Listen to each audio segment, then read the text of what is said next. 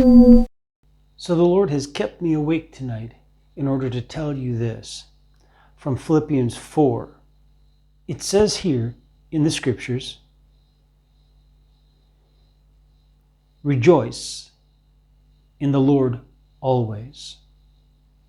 That's Philippians chapter 4.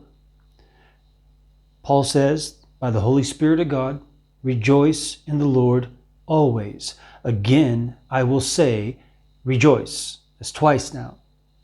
So he's making sure you heard. But remember what I've said repeatedly. You're not just listening in order to understand. You must be listening humbly under in order to obey. And he says rejoice. It's not a suggestion. It's not a possibility.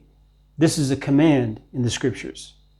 God is commanding you through Paul to rejoice. You must rejoice in the Lord. Always. Always. You must never fall into grumbling, but instead be rejoicing in the Lord always. You must rejoice in the Lord always. Again, I will say, and it's another command, you must rejoice. Verse 5. But before we get to verse 5, have you rejoiced in the Lord? After I said that, when I was saying that, did you rejoice in the Lord? Did you rejoice in the Lord? Because it's a command that's said twice in a row, that is a command 2 times over. You do not have an option. And it says always. Verse 5, let your gentleness be known to all men. The Lord is at hand. Imagine how you would behave if the Lord suddenly appeared right here. How would you behave? Would you change your behavior? Because if you would, you're not behaving correctly. Because you should be behaving as if the Lord is at hand all the time. It says, let your gentleness be known to all men. The Lord is at hand. Verse 6. Be anxious for nothing,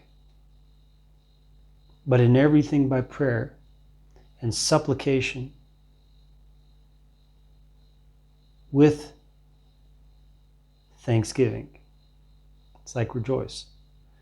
Let your requests be made known to God. Okay, so let's break this down. Don't be anxious about anything. Don't be anxious about anything. Because you have a God who is greater than your anxiety. You got a God who's greater than your problem. You know that. You know that if you read this, if you pray, you see that you've got a God who's more powerful than anything that you have to face. You know that. That's one of the reasons we're given this, so that we're reminded of that all the time.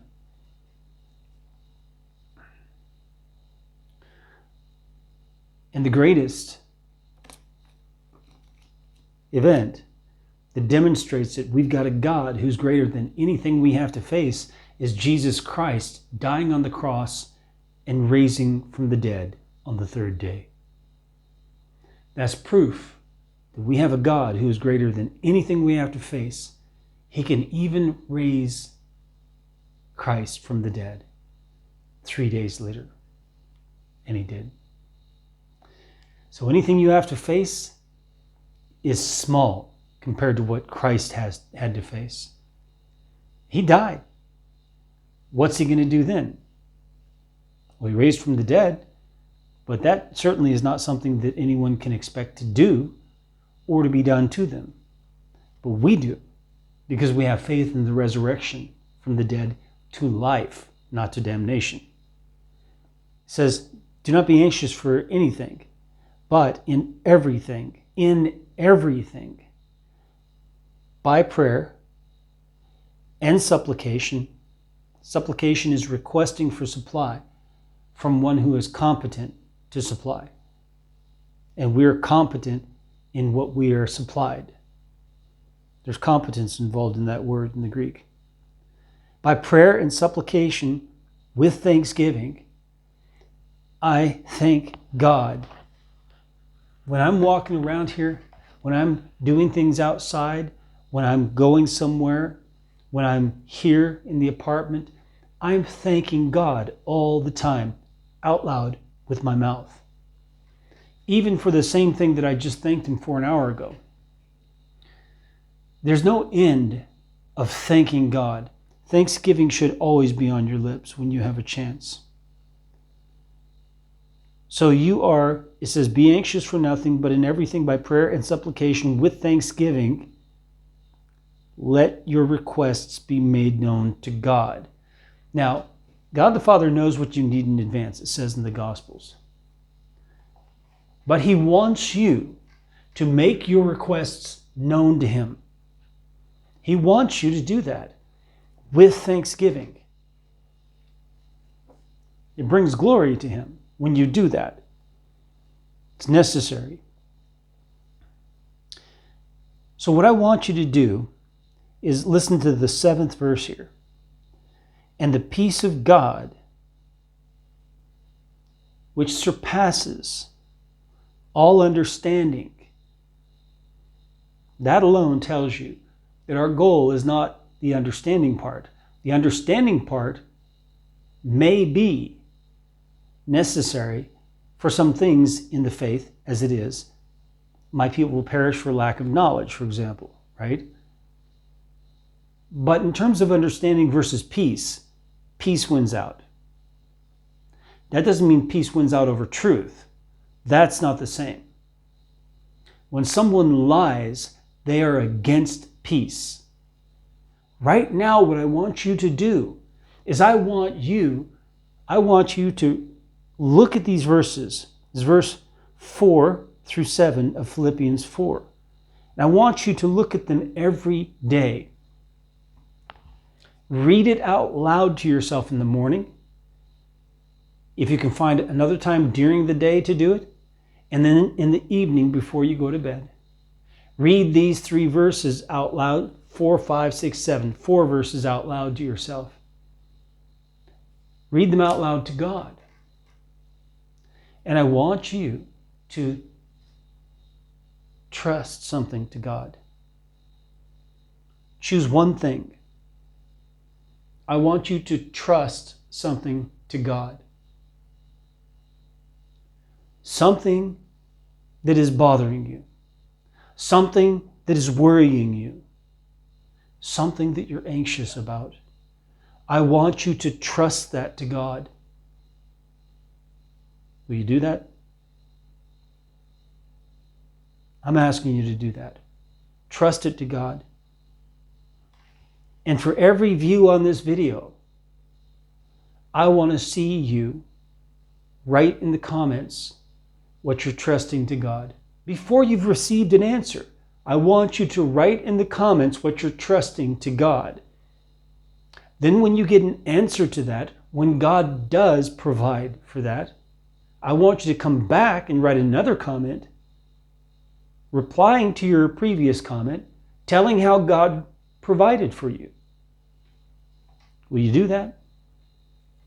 I don't ask a lot of you here on the channel. It'd be nice if you subscribed. It'd be nice if you liked the videos. It'd be nice if you left a little comment. That's your part in spreading the gospel of Jesus Christ.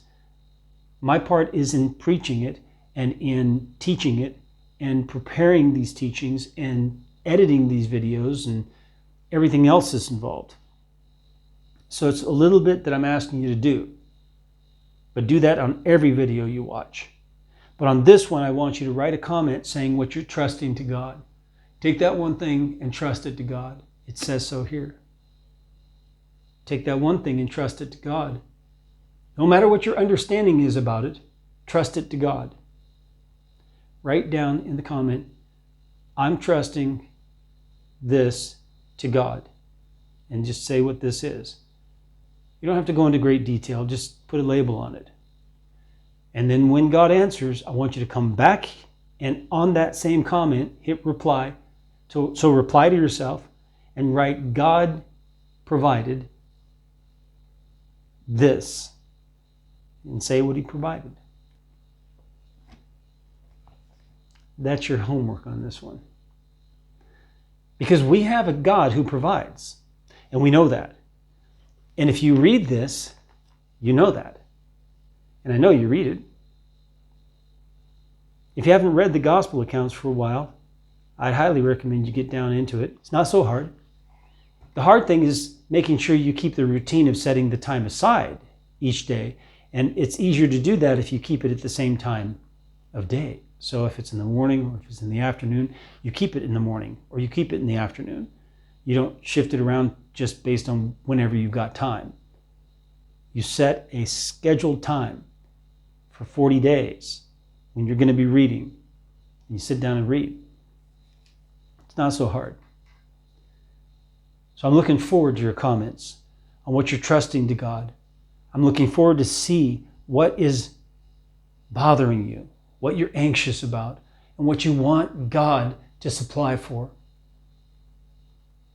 May the Lord bless you as you seek Him with all your heart.